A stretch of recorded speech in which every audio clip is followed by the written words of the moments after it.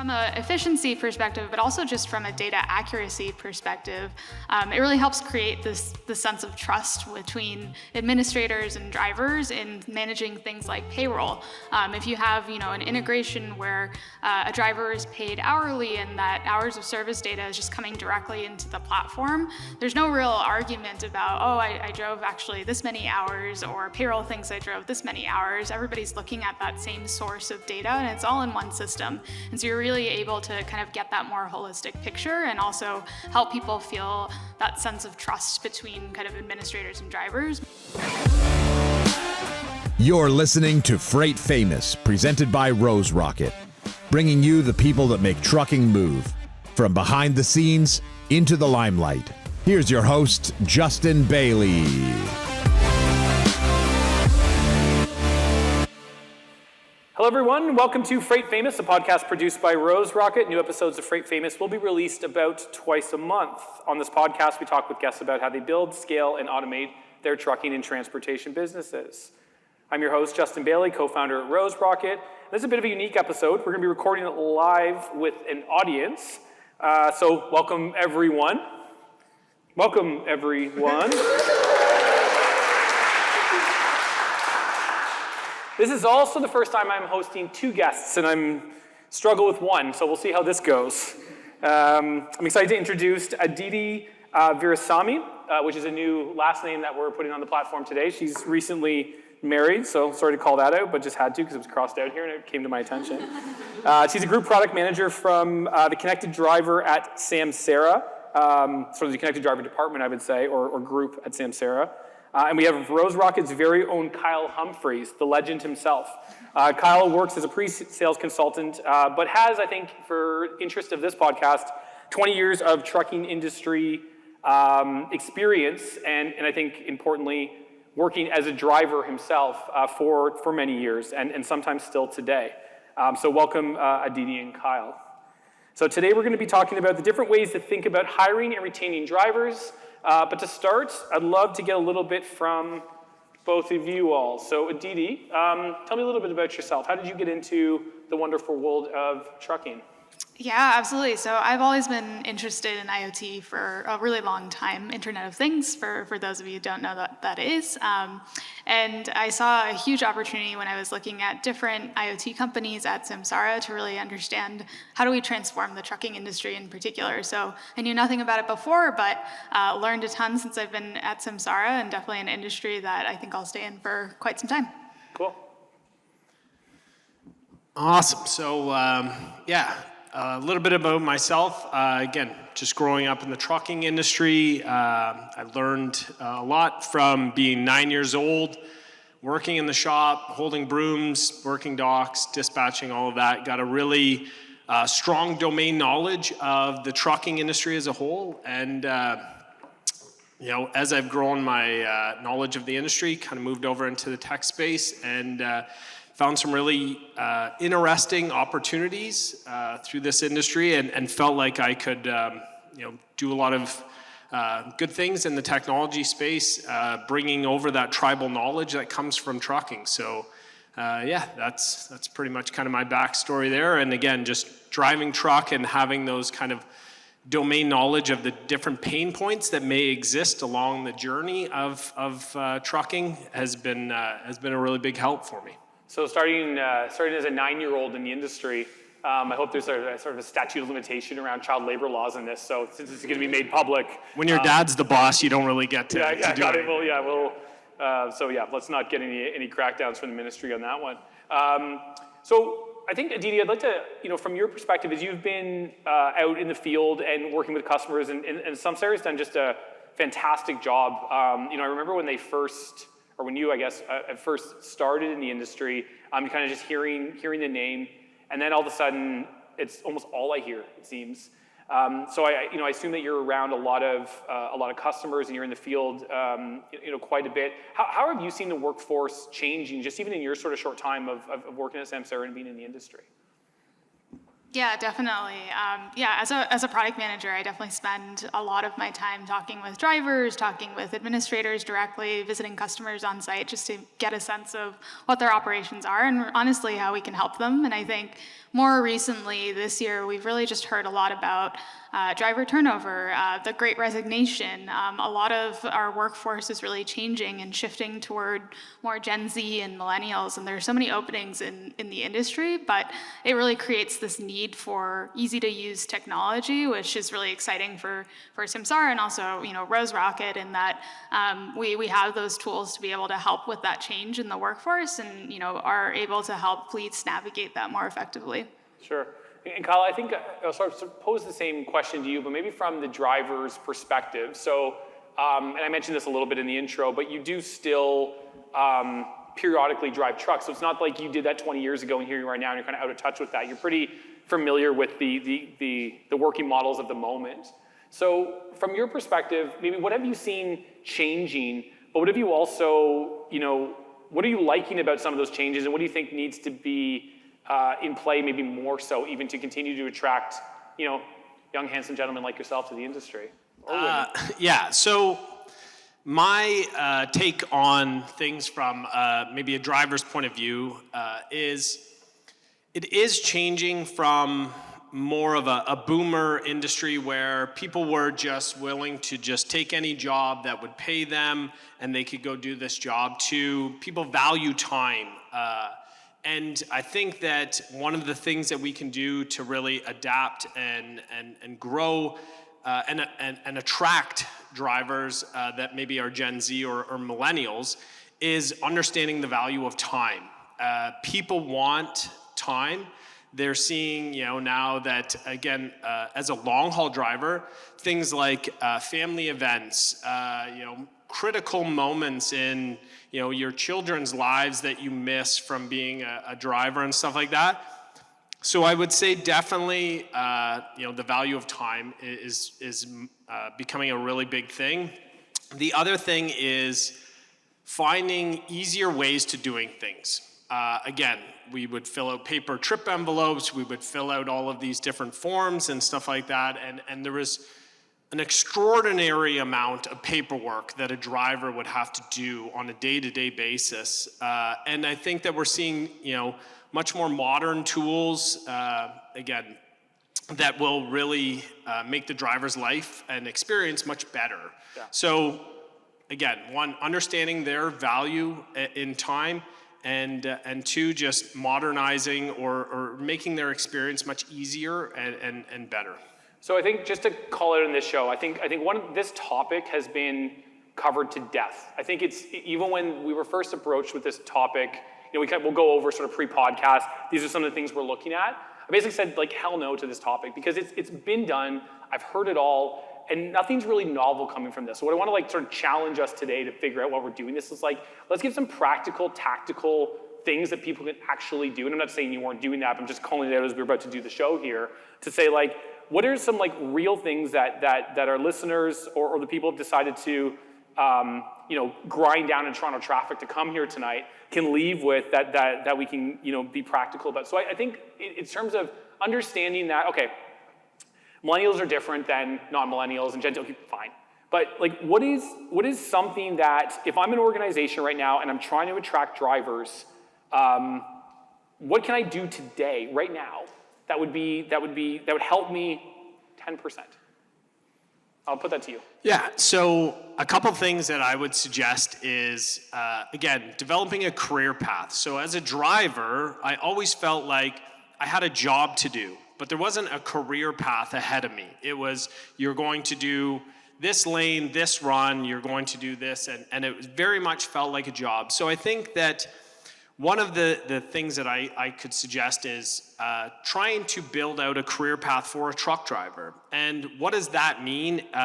Again, you don't want to have a driver hired and now you have 20 drivers that all want to be operations managers or move up that chain. And so I think one of the things that you can do is find the passion of drivers. So maybe you have a driver that cares a lot about the environment. So now that person could then be your champion as you dip your toes in towards electric vehicles.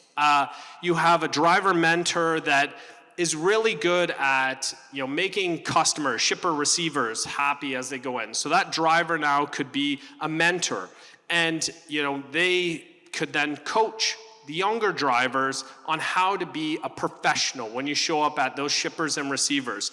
The drivers are your ambassadors as they go to your customers. So as much as you have a great salesperson, if your drivers are horrible when they show up, you're gonna lose that contract. No ifs, ands, or buts. So I think that a really important thing is investing in your drivers. So they're not just a tool to get a load from A to B. They are people. They have things that they want to grow. A 24-year-old driver is going to have different goals than a 55-year-old driver, right? That driver may have grandchildren that they want to be home on a regular basis, where a 24-year-old may be wanting to purchase a house. So there's just different things that you can find to really incentivize and what drives a driver, a truck driver. And I think that's a big thing, is just finding those things that drivers are gonna really double down on and not leave and go to somewhere else, is finding those things that bring them to work every day. And companies are missing this today, do you think? This is something that's just not thought of. Are you suggesting that drivers are largely commoditized at companies? Yeah, I mean, for the most part, I don't want to say every company, but I mean, if you were to ask, most trucking companies, what does a career path look like for a driver? I would bet that most of them would not be able to answer that. It's going to be, they're going to run, GTA to South Carolina for the next 25 years, and that's it, right? That's something that I think is probably not thought of by a lot of people. But again, pensions, retirement, long-term goals is really about retention of drivers, right? What does a driver's life look like in 5 years? Is it doing the exact same job that you've done today? It's going to be hard to keep them around for long term. From being in the field and working with the customers at that product level, and I think for those in the room who maybe aren't familiar with how product works, product is really I like to think of them as the interpreter between sort of the business and engineering. They will they understand contextually the business problems, but then can also and then will mold that to a developable, if that's a word, to the engineering team to build the thing. And you really will understand the value of a product manager if you ever start a startup and don't have one. And so if you start to do, you'll see this in sort of small tech companies where you'll have a sales-led founder and an engineer-led founder, and they're gonna build a product that generally looks like shit because and acts a certain way because the engineer will not understand. They're the interpreters of the business. They're incredibly important in technology. And so they really sit at kind of a crossroads of a lot of areas in the business. So they ultimately have, they kind of have most of the parts of the business that go across their desk. So I'm kind of from that lens.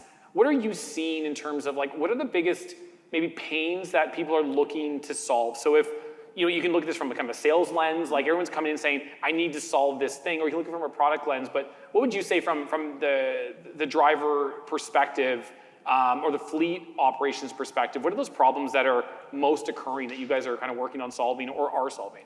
Yeah, definitely. I think there's probably three that come to mind here. I think the first one is data, and having all of that data in one place. And so a lot of people today are really struggling with using 5 different systems, because before there was all these disparate systems where data about hours of service or payroll or anything else across your operations was really split across a bunch of different systems. And from an efficiency perspective, but also just from a data accuracy perspective, it really helps create this sense of trust between administrators and drivers in managing things like payroll. If you have an integration where a driver is paid hourly and that hours of service data is just coming directly into the platform, there's no real argument about, I drove actually this many hours, or payroll thinks I drove this many hours. Everybody's looking at that same source of data, and it's all in one system. And so you're really able to kind of get that more holistic picture and also help people feel that sense of trust between kind of administrators and drivers, maybe where it wasn't there before. That's a key, actually. If anybody's kind of worked and the group here has, many people here have, sort of in the dispatch office, the erosion of trust, that's a really nice way to put it, between operations of dispatchers and drivers is pretty tangible.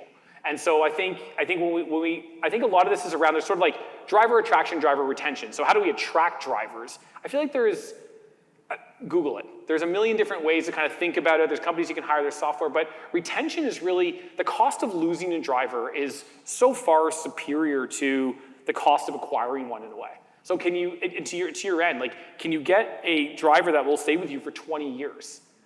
The value to that, and that's excelling over 20 years, not just like, oh, I have a body who's doing the work and they show up every day, so that's good enough. But someone who's enthusiastic, to a point anyway at least, to do that work, I think is so critical and so valuable to the organization, even from an ROI perspective.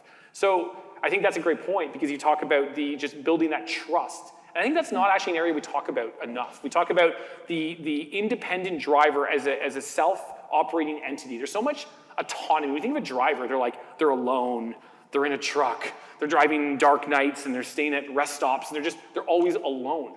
But the truth is they're not. There's a support system behind them, and building trust and guardrails where there's safety around that. I mean, it's a great point to even think of it. It goes beyond just the driver, but it's building that trust between that very sometimes difficult relationship between payroll, dispatch, drivers. So it's a great point. So thank you for calling out that. So consulting my question sheet here, what are the different ways we're thinking about hiring and retaining drivers, beyond maybe some of the obvious things or some of the more, I don't know, salesy things. So what is it that is working? So Kyle, if you think about when you were working as a driver, what got you excited? Like, what made you feel like this was a good day, this is a good moment, I love what I do? Yeah, so a couple things, like, again, from a driver point of view, again, it's just like feeling like things went right through the day. And what does that mean? It means like when you showed up at the shipper or the receiver, that like they knew that you were coming, that somebody had done the due diligence to make sure that they knew that this was coming, that you're not just some surprise that's showing up and making somebody mad. So can I just pause for a second? How does that happen? So that again is a process. So, you receive an order, and that order is a load, a piece of freight that's picking up somewhere, it's delivering somewhere. And yeah, it's fine, like you could book a truck to pick up here and deliver there, but the fact of the matter is there's a whole bunch of communication that needs to take place, because who purchased this? Who is looking for this? And that shipping clerk or that receiver that's at the logistics clerk at the receiver may not have any idea that people have done that. They've put together their plan for today, and this random truck showed up with this freight and now has completely upset their entire agenda for the day. So that starts with the order entry, and then that kind of goes into CSR and operations and making sure that communication goes from A to Z. Like everybody is in the know. So it's really about providing everybody the important information, make sure all the key stakeholders know this is what's happening, this is when it's happening, and everybody is understanding what is going on. So that really starts, again, in the early stages of this order. And again, it goes into planning and all of that. Is like, a customer may say, I don't care when you deliver Monday through Friday, but you need to make sure that those people know that this is going to happen, or else people are going to get mad. And that's really, important to make sure that everybody knows that. So is it fair to say that drivers just really want, because I think what I heard you say there was, you just want to have clarity on what you're doing, and what you're being told is going to happen with no real hiccups along the way. You just want to pick up the load and deliver the load. I mean, is it as simple as that? Yeah, I mean, not sort of. I mean, yes, when I say everything goes right, I mean, that's the perfect day in a driver's eye. No traffic, nothing, everything works out great, but that's, again, kind of goes into a bunch of different topics, like how do we pay our drivers, right? Because a good day, if I'm paid by the mile and I'm sitting in traffic, sucks. If I'm paid by the hour, I listened to my podcast, I got paid by the hour, it was a good day, beautiful weather, and I don't care. So it's really about like how you've built your drivers for success. So a good day can mean a variety of different things. If I'm paid by the mile, it means I maximize my pay for today. And everything went right. People knew I was coming. I got in and out of shipper and receivers really quick. I didn't make piss anybody off today. And so again, it can be a variety of different things, but those are some of the main points. Aditi, when you're hearing from your customers of, we're so glad we purchased Samsara because now we can, and data cannot be the response here, now we can what? The drivers are what? What has changed for them? They're safe, right? I think that's a big thing that we hear. Safety and efficiency are kind of the two things that I think resonate the most with fleets as we talk to them. And so another kind of point to add on to what makes drivers happy, it's when they feel like they can do their job safely and when they can use technology to help them do the things that they want to do without it getting in the way. So people just want to get the job done. They want to get paid. They want to deliver their loads. They want to make customers happy. But they don't want to be frustrated by, oh, my tablet stopped working. This app is broken. This is broken down. And now I have to go fill out all this paperwork and do something manual here just to get my job done. And so I think, that and kind of thinking about the safety angle of having that technology in the background that's monitoring them and saying, hey, if I get into an accident and it wasn't my fault, I can actually just easily get exonerated from this accident because I don't have to go and prove that anymore. And so it really gives that peace of mind from a driver's perspective. And this is through this particular example, that would be through cameras, for instance. Yeah, dash cameras, exactly. Right. Yeah, so I think it's one of those things where I think initially you'll find a lot of companies are, skeptical or nervous about, how will my drivers like dash cameras? Yeah. How will they like something? How will my drivers like ELDs, right? How will my drivers like ELDs? Yeah. And then, the moment that a driver gets exonerated from an accident and the company shares that with the rest of their workforce, everyone's like, oh, I see how this helps me. I see why this is beneficial. As long as I'm doing the right things, I'm interested in having this because it really just gives me that peace of mind.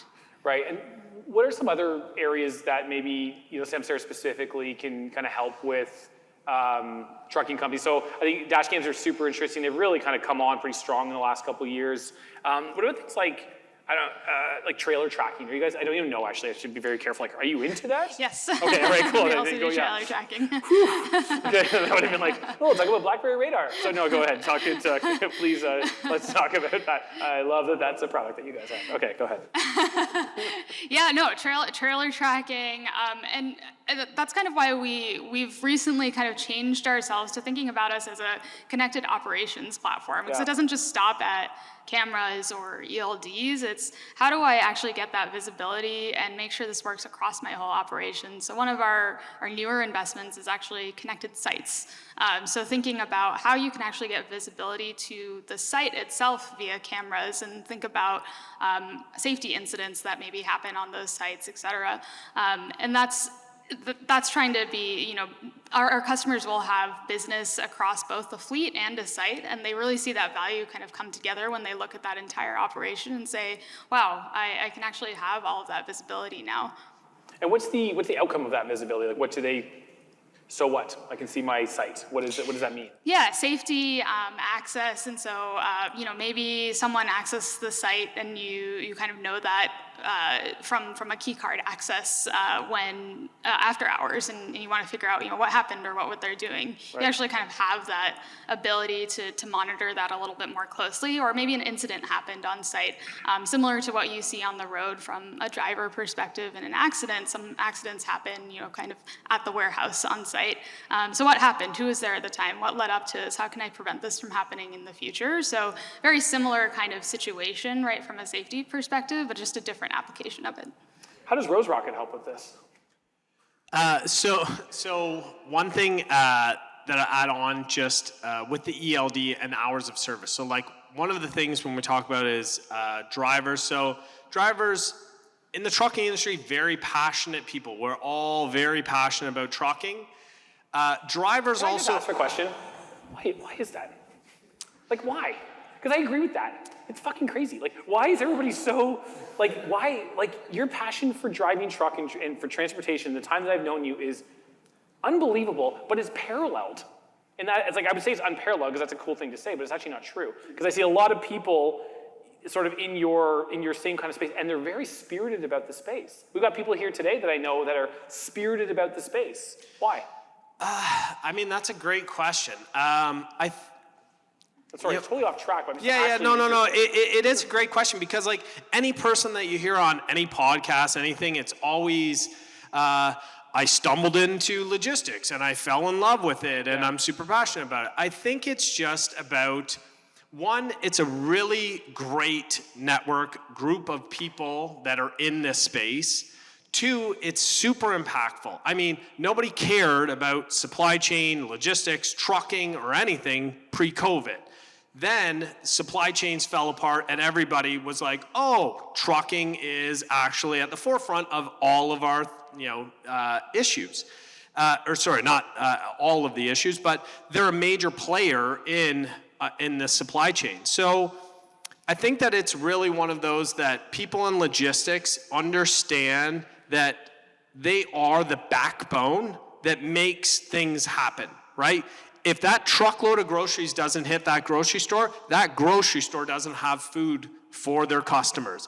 If that truckload of auto parts doesn't hit that plant now goes home and doesn't have production. So I think that people in trucking really understand that it is such an important part of the economy, and it's such a huge piece of the economy, and it has such a huge and amazing group of people that are all involved. Like, I think the other day I read somewhere it was like 7.9 million jobs are created just touching the trucking economy in the US alone. So it's such a huge group, but it's just very eager people. There's lots of opportunities to grow in this space. So I think that people see those opportunities. And it's also a good way to really, like, you can start as a company driver, buy a truck, be an owner-operator, buy a second truck, become a company owner, then grow and really scale a business and grow no matter what education level you're at. See this enthusiasm? Like, I'm not joking. So I'm gonna do something fun. Eric, come up here for a sec, if you don't mind. Okay. Improv. Why do you love trucking? Why do I love trucking? Yeah. It's been my life. It's you pointed out the network, the industry. It's like it is a family. Everyone's got the same passion. Everyone's got the same love for it. The family feel exists whether you're at work or you're at home. And then the tangible side, like funny joke at home is, who's the fairy that did the laundry? And I kind of feel like before COVID, like you pointed out, people didn't really think about how that melon or whatever got to the shop, got to the store, and kind of the fairy concept, right? Well, there's a lot behind that. There's an archaic industry that's come a long way in the last 3 years, and it's going to go a long way moving forward. And there's a lot of time and money and effort and real passion that goes into it. And for me, it was kind of like the puzzle really kept me involved, but there's way more than that. That was just like one piece of it that really got me focused. But I know the network, the family, every day changing and all that's cool, but there's just this feeling to it that's incredible. It really is. Eric Carusi, co-owner of Go Smooth. Thank you for that. We can clap. Yeah. Thanks for coming up. Sorry about that. Yeah. That was unplanned. Yeah. And Eric brings up a great point, though, is also, even if you're doing a dedicated business that's very, set, every single Eric's business very set. So even if you're in a dedicated market, every day it's like a new puzzle. Weather comes in, trucks break down, you got to find new drivers, you got to rebuild the entire puzzle. So even if you're on a very dedicated schedule, each day can be different. And that's, I think, what a lot of people in this space love, is the idea that tomorrow's going to be a different day no matter what. Like there's no same day, there's no day that just literally goes the exact same way. So I think that's one of the things that people really love about this. I want to try something else because that was actually really fun. Where's Albert? Come on up. Because why not? Yeah. So Albert, if you don't mind. Sure. You don't have a choice. I don't have so, a choice. What is the biggest complaint from drivers at Minimax? Or you can do a list of 12 if you like. But would you say, and I don't mean to put you on the spot, because I certainly did, and I know that's a hard question, but when you think of driver complaints or sort of surly drivers, what do you think is, you can speak to what is the biggest challenge they have as, like, this is what I'm saying, or you can drill down and be like, I think this is the foundational problem, they're just speaking about the cracks on the ceiling. So what do you think would be, how do you think about drivers' problems? So let's go back about 5 or 6 years. I think one of the biggest problems with Minimax at drivers was route optimization. Yep. So they would see other drivers going into the same location that they just had made a delivery at. So things like that would get upset with drivers. But like you had mentioned, drivers are very passionate. So they see that and they automatically think, that's why I didn't get my bonus, or that's why this didn't happen, because we're sending 3 or 4 guys to the same location. So route optimization is one thing, traffic is another. No one likes to be stuck in traffic. Stress is about the job. One of the biggest things that I hear from drivers, you walk in on the morning, is they're actually now talking about how deadly the roads are now. They're getting cut off now by aggressive drivers or people not paying attention. And suddenly it's not their fault, but now they're involved in an accident and everyone suffers from it, right? So there's definitely a lot of complaints. I'm not saying that, drivers don't complain. There are a lot of complaints. But some of the major ones are that. And long hours. ELDs now are forcing them to work 12 hours. So a lot of people are now only getting 12 hours. But then there's a reverse on that where the guys who liked working 14, 16 hours are now upset. So there's no happy medium is what I'm saying. But those are definitely some of the major complaints. Again, technology is another one. Whenever ELDs came in, we had a lot of resistance. Everyone knows that the average age of a truck driver is around 55. Can't teach an old dog new tricks, or how we like to say. So that's a challenge. And they also see that the industry is being challenged as well. Drivers are very educated. We talk to them a lot, and even at Minimax, our average driver is 56, 57.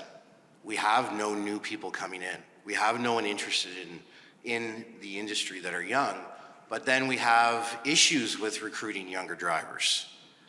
Insurances, we have now that insurance doesn't want to insure a driver that's under the age of 25. And if they do, it's incredibly expensive. Mm-hmm. So for the smaller guys out there that don't have 30 or 40 or $50 million worth of revenue or 200 trucks on the road, those guys who are trying to start up, they can't. And we've even taken it a step further where now we're able to train drivers. G-class license come in and we're able to sign their certificates and pay for their AZs and get them trained. We had 6 people come in and not one of them stayed. So we definitely have an issue.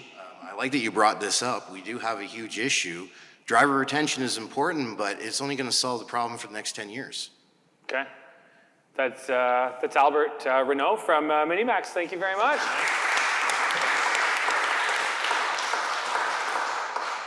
Well, that was dark.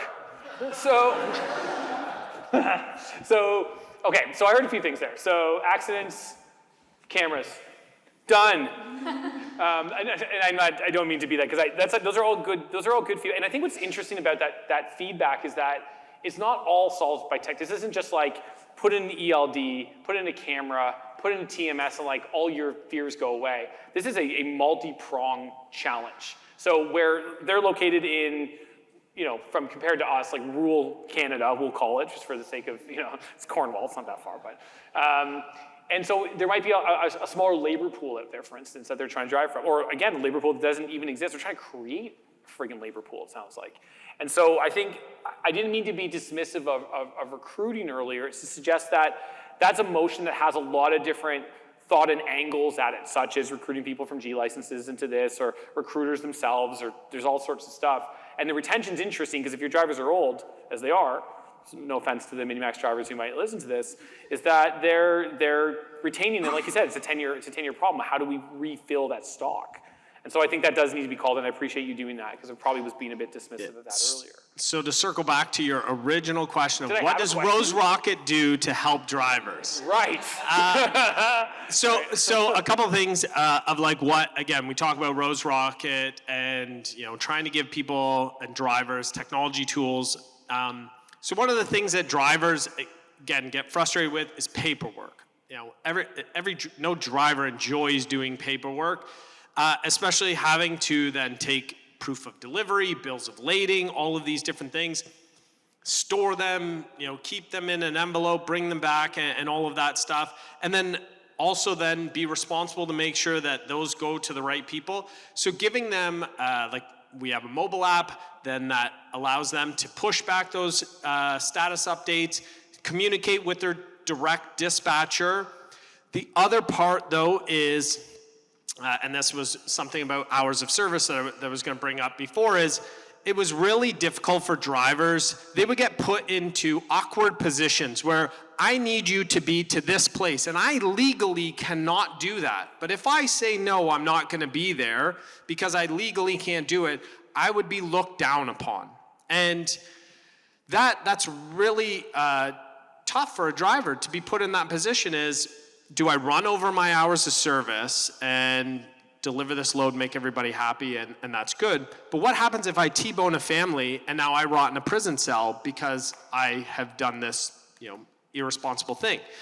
So one, having a telematics or ELD now, take that anxiety off of a driver. It's like, if you can't do this, you now have a system that now says to the dispatcher, I cannot do this, and there's nothing that I can do about it. So it takes the anxiety and the burden off of the driver. Now what Rose Rocket does as well is in sync with that, now allows them to send paperwork and communicate back, and then now holds dispatchers accountable to those requests of, I need you to be in Columbus, Ohio for 8 o'clock tomorrow morning. Well, I legally, in a million years, cannot make that happen. A dispatcher is not going to send that type of message on something that's going to document and record all of that for everybody to see that communication. It's typically, hey, Justin, can you be in this place for tomorrow morning? So now this is a way of saying all communication is now tracked and stored and logged. So everybody, you can't be asking drivers to do ridiculous things. I can actually tie that together now. So I do know a little something about Rose Rocket. So what we can do is we can take even that Samsara data. And so again, this kind of circles back nicely to even the trust element. Is you can take hours of service, layer it in, so dispatcher understands what that hours of service is. They're looking at it from their screen, pulling the IoT data into the TMS to say, we've now got an understanding around what's available to you from at least an availability perspective. So Justin's coming in on a trip. I know how many hours of service you have left on your particular daily cycle. So for me to ask you to do something, ignorance is not an excuse anymore. I now know how many hours that driver has, and that's really a helpful tool for drivers in that scenario. Okay, in a self-serving way, we're going to go out on that note. So thank you everybody for joining us today for our first live presentation of Freight Famous, and be sure to like and subscribe. Be well. Thank you, everybody.